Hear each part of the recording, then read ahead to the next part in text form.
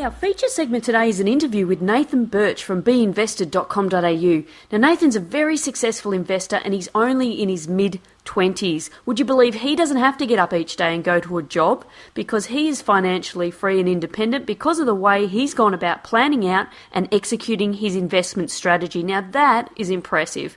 He provides us with some great information on what he looks for in a property, which is just gold. Now, the audio quality in this interview isn't that great because it was actually a recorded telephone conversation.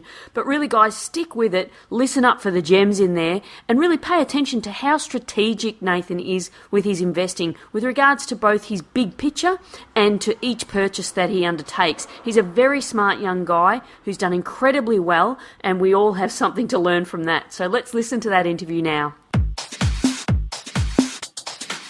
Hi, it's Kaz here from Everyday Property Investing, and I'm really excited to have with me on the line Nathan Birch. Now, Nathan's a very successful and very young investor, which sort of puts people like me to shame who are getting a bit older and have done nowhere near as much in property. But I'm really excited to hear Nathan's story, and he's going to share with us how he got started and what makes him tick and what makes him such a successful property investor. Nathan, welcome. Thanks a lot for that, Kaz. I appreciate that. Yeah, it all started when I was 13 years old. I saw family members buy property, and I was excited about property. However, I couldn't understand how they'd make money out of property because they buy negative geared properties and properties which actually cost money to hold each week. And it was a point where I started looking at properties, but I couldn't actually sign a contract for anything or buy anything.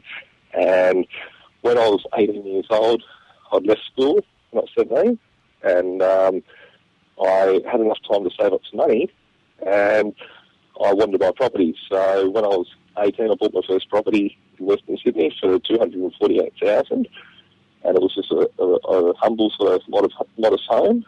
And today I still own that property. It's worth around $400,000, and I rent that for $580 a week.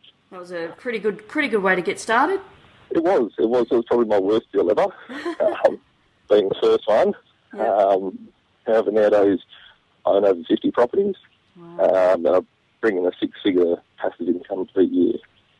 I'm still 26. And that's, I mean, a lot of people listening to the show, that's the dream. Like, I think you're living their dream.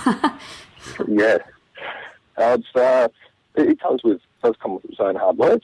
And it's something that I'm still not really at my goal. I think the best years are ahead of me from now. So there's always more and more to do. Yeah, and so from that first one, how do you go from 1 to 50? That's an interesting story, surely.